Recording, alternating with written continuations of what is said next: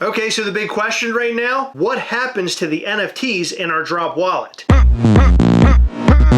Over the last couple of days, we posted several videos discussing how Droppp and Digital Pop are going away and Funko will no longer be selling their NFT card packs. We received an anonymous email and then we had to go through a whole fact-checking process to make sure the information that we were disseminating was right. And when we figured that out, we started making all of these videos that Droppp is truly dead. Droppp pretty much solidified that by saying that Arcade Season 3, which they had previously announced, was going away. They have not made any other announcements as of right now, but my guess is they will, or it's just gonna fade away. But I think that they have to make some sort of announcement because of this whole thing, and we'll get into that after I tell you guys about our small independent toy company, MISCHIEF Toys. Chris and I started MISCHIEF Toys years ago. We create some amazing collectibles, super duper limited figures, and pins, and apparel, and much more. And our next huge outing is New York Comic Con, October 9th through the 12th, where we will be there all 4 days, and it is going to be a blast. Our day 1 exclusives will be revealed well before the convention. However, days 2, 3, and 4 figures and pins will be revealed a day before they go up for sale at the convention. So make sure you tune into our social media at MISCHIEF Toys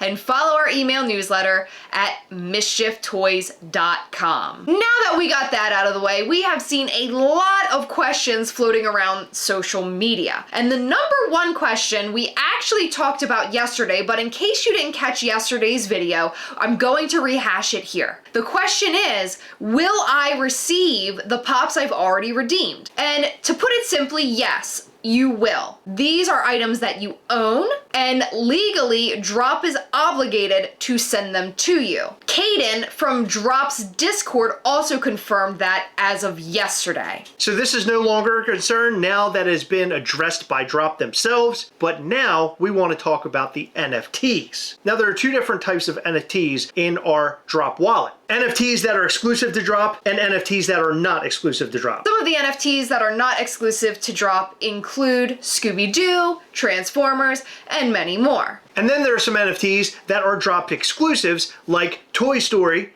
and the West Coast Avengers. For the NFTs that are not Droppp exclusives, they can be transferred to your Wax wallet. And a lot of us most likely already have Wax wallets because that is where Droppp and Funko started hosting their NFT program when it started, up until Droppp made their marketplace and everything moved. In fact, the tutorial that we made originally for Funko NFT was Wax based because we had to talk about how you transferred things around to trade and to sell and to buy. It was really, really complicated back then, but Droppp made it a lot easier when they made the marketplace. Now that this seems to be the end of Droppp, things might be hard for a little while because right now we're unsure of what's going to happen with our Droppp exclusive NFTs. Heather started to dig into the Droppp terms of service, and this is what she found. So in section 6, it basically tells you about your Droppp wallet, which is what we're talking about in this video. It says, in connection with our services, we may permit you to hold, manage, receive, exchange, and make payments using digital currency which occur through a non-custodial wallet, a Droppp wallet made available to you through the services. We utilize a third-party service for the Droppp wallet and key management infrastructure from Turnkey Global Inc. If you create a Droppp wallet, you acknowledge that Turnkey is our third-party vendor and you agree to and accept the Turnkey terms of service.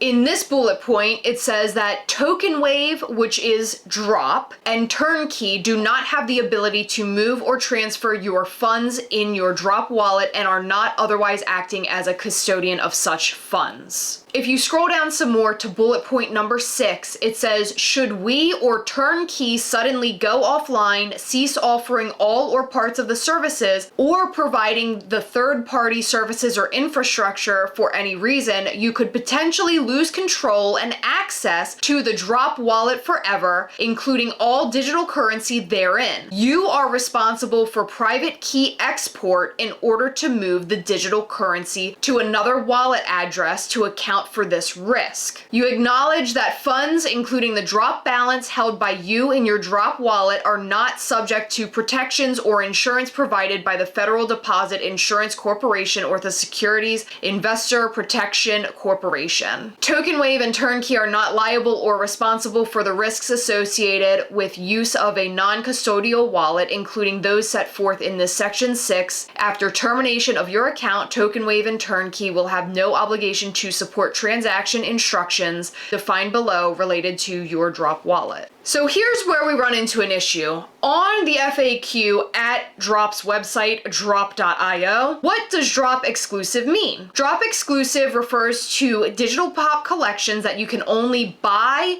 sell, and trade on Droppp. Look for the Droppp exclusive badge to know which collections are Droppp exclusives. Can I transfer Droppp exclusives to another address? You may transfer Droppp exclusive items to another Droppp address ending in .dp, but may not transfer to other Wax blockchain addresses. So this is basically solidifying the fact that you cannot go outside of your Droppp wallet or somebody else's Droppp wallet. All of the Droppp exclusives need to be within a Droppp wallet. But I wonder, is the idea that this is all going offline, they'll keep at least like the wallet open so you can trade with people who do have .dp wallets? But what's the point in doing that if there's no active drop? I know, it is really weird. And why would they host it if it costs them money to host it? I mean, they're going offline for a reason. The assumption is because it costs too much money, right? It's a business move. So if it costs too much money, why would they spend money to keep it open if it's no longer active in the sense of continuing to have drops? So they were doing this really so the buy, sell, and trade would happen on the Droppp marketplace, which means that they would make the money versus like Atomic Hub. Right. That's wild because now we're at a point where things are closing down. Like, I don't think anybody would have guessed it would have been this soon. So now we have our collections, which I have a ton of NFTs. I haven't burned many. A lot of people were burning them for the arcade, but I never really got into that. But I have all these NFTs now that are just sitting there that I can't move. And that's the problem. As of right now, we don't know when Droppp is going to be closing down. And frankly, we don't even know if they are, because like you said, what if they keep the Droppp marketplace up? But truthfully, I think that all signs are pointing to eventually it's going to close down. And I was reading, and this is all very complex to me. I don't really understand all of it. So if you have a better understanding, please let us know. But from what I understand, Droppp could potentially have the ability to allow you to put it elsewhere. Like they can build like a bridge to get it somewhere else. So I figured that might be the case here. It's almost like they put up a blockade so nothing can pass through, but maybe there's a way to lift the blockade, because at one point it was for them to make money. But if digital pop is gone forever, then the money part, I guess, doesn't even matter. If they're going to keep this thing open, people are trading and selling and buying and doing all the things within those Droppp wallets, over time, that will no longer matter. It'll be defunct. I don't think it's going to matter very much anymore at all, because they've already announced that season 3 for the arcade is done, so people don't really have a reason past season 2 to be burning and selling and trading and buying and everything. In my opinion, the marketplace has only been active because people have goals to meet. For example, if you want to buy the Grail from a set, you buy it. If you want to buy epics to complete your set,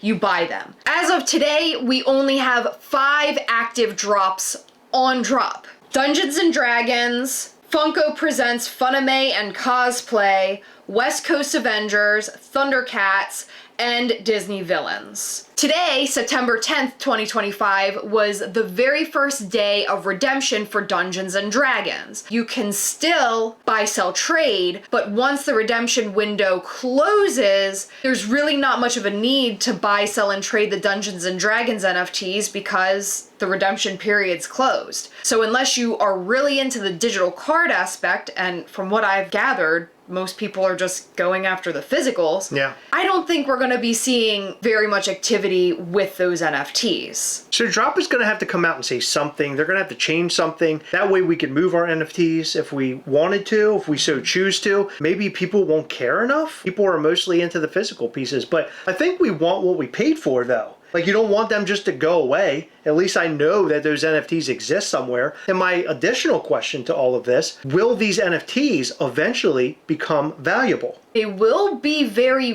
rare. Droppp has given incentive for people to burn their NFTs. So I wonder if in the future we're going to be looking at some of these NFTs and they actually have a lot of value associated with them. Personally, I don't think that's going to be the case because really, as pop collectors, what are we interested in? Yeah, but how about Marvel collectors or Disney collectors, people who like all of the things? Maybe NFTs have a resurgence and people want to have them on their phone or something. I don't know. Anything can happen, but we definitely want to keep our NFTs. So hopefully Droppp and Funko come out and explain to us what we can do, what our options are, so we can keep the NFTs that we have collected. They're going to have to say something because so many people have cryptocurrency in their wallets. So what's going to happen with that? As of right now, there are ways to convert your USDC from your Droppp wallet to US dollars. We might possibly do a follow-up video teaching you guys how to do that if we can figure it out, because we're not good with crypto, but we have some very well-informed friends who have offered to help us along the way, and we feel like it's very, very important for everybody to know, just so their money doesn't eventually just go poof into thin air. I really don't believe that Droppp can just fade away like sodas did. I